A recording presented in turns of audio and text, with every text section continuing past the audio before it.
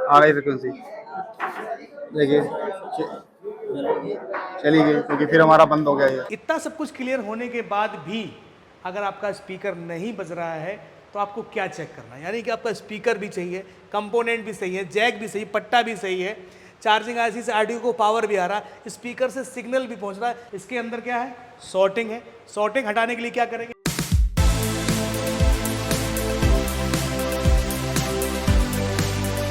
Hello friends, welcome to Future Net. मैं पंकज कुशवाहा। तो आज के इस वीडियो में हम बात करने वाले हैं एंड्रॉयड फ़ोन के अंदर स्पीकर सेक्शन किस तरीके से वर्क करता है। देखिए, रिपेयरिंग अपनी जगह है कि किसी का आपका हार्डवेयर सोल्यूशन कहीं से मिल जाए, बट ये सेक्शन वर्क कैसे करता है, आज हम इसकी वर्किंग को समझने वाले हैं। ओके, कि जब भी हम कोई भी फ़ोन के अंदर क्या देते हैं, डिस्प्ले पे अब जब टच करते हैं उसको इंस्ट्रक्शन देते हैं कि अब हमको म्यूज़िक यूट्यूब से या कहीं से भी इसको प्ले किया जाए, तो सबसे पहले हम क्या करते हैं, यहाँ पर अपना एक इंस्ट्रक्शंस देते हैं डिस्प्ले के ऊपर, टच के ऊपर, कि भाई ये बटन या इस ऑप्शन को या इस एप्लीकेशन को रन करना है।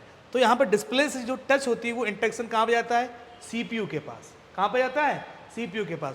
सीपीयू क्या करता है, जो सिग्नल है वो पावर आईसी को देता है, और पावर आईसी यहाँ से रिलीज करती है सिग्नल, जो है एक speaker plus speaker minus. But ये सिग्नल यहाँ से पहुँचते पहुँचते कहाँ पर, ऑडियो आईसी तक क्या हो जाता है, यहाँ से यहाँ तक आते आते ये स्लो हो जाता है। तो यहाँ तक स्लो हो गया, तो ये ऑडियो आईसी है, ये इसको हम लोग बोलते हैं ऑडियो एम्पलीफायर आईसी। जो सिग्नल यहाँ से प्लस माइनस के यहाँ से आए हैं, तो उस सिग्नल को एम्पलीफाई करना। क्या करना, ऑडियो आईसी का काम ये होता है सिग्नल को एम्पलीफाई करना। एम्पलीफाई करने के लिए यहाँ पर क्या है, इसको इस ऑडियो आईसी को एक चार्जिंग आईसी से वीपीएच वोल्टेज, कुछ कैपेसिटर लगा के कुछ वोल्टेज यहाँ से इसको दिए जाते हैं, 3.7 से लेके 4.2 वोल्टेज। यानी कि जो सिग्नल लो था, अब यहाँ पर क्या हो गया, इसने ऑडियो आईसी ने उस सिग्नल को कर दिया हाई।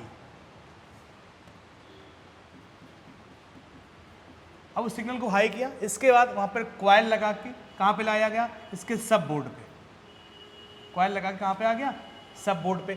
बट ये हाई किया गया, लेकिन इसको एक्स्ट्रा पावर भी चाहिए। कब चाहिए, एक्टिव, यानी कि स्पीकर जब प्ले हो तो जो सिग्नल है वो यहाँ से सही सलामत कहाँ तक, हमारे स्पीकर तक प्लस और माइनस का जो सिग्नल है वो पहुँच सके, ताकि स्पीकर बजे। फिर इसके बाद डिपेंड करता है कि आप वॉल्यूम कितना चाहते हो। अगर आप वॉल्यूम फुल करके स्पीकर को प्ले करते हो तो ज़्यादा पावर चाहिए, अगर आप लो सुनते हैं तो आपको लो पावर चाहिए होगा। यानी कि यहाँ पर जो वोल्टेज आएगा सिग्नल के साथ में B2B जैक से 1.8 वोल्ट से लेके 2.8 वोल्टेज, ये सप्लाई आपको देखने को मिलेगी एक्टिव वोल्टेज पे।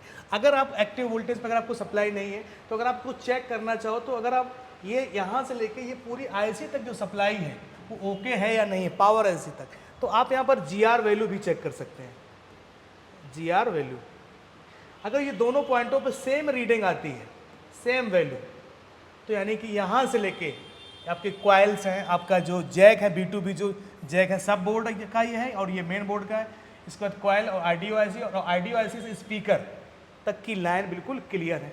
लेकिन इतना सब कुछ क्लियर होने के बाद भी अगर आपका स्पीकर नहीं बज रहा है तो आपको क्या चेक करना है, यानी कि आपका स्पीकर भी चाहिए, कंपोनेंट भी सही है, जैक भी सही, पट्टा भी सही है, चार्जिंग आईसी से ऑडियो को पावर भी आ रहा है, स्पीकर से सिग्नल भी पहुंच रहा है। लेकिन यहाँ पर एक पॉइंट है, क्योंकि यहाँ पर सीपीयू से एक इनेबल सिग्नल यानी 1.8 वोल्टेज का जो सिग्नल है, और ये जो रजिस्टर है ये 100 किलो ओम का रजिस्टर है। अगर इसकी वैल्यू कम हो जाती है या ज़्यादा हो जाती है, तो ये अभी लॉजिक इसने लो करके रखा है, अभी लॉजिक हाई हो जाएगा तो ये यहाँ से स्पीकर को प्ले नहीं होने देंगे।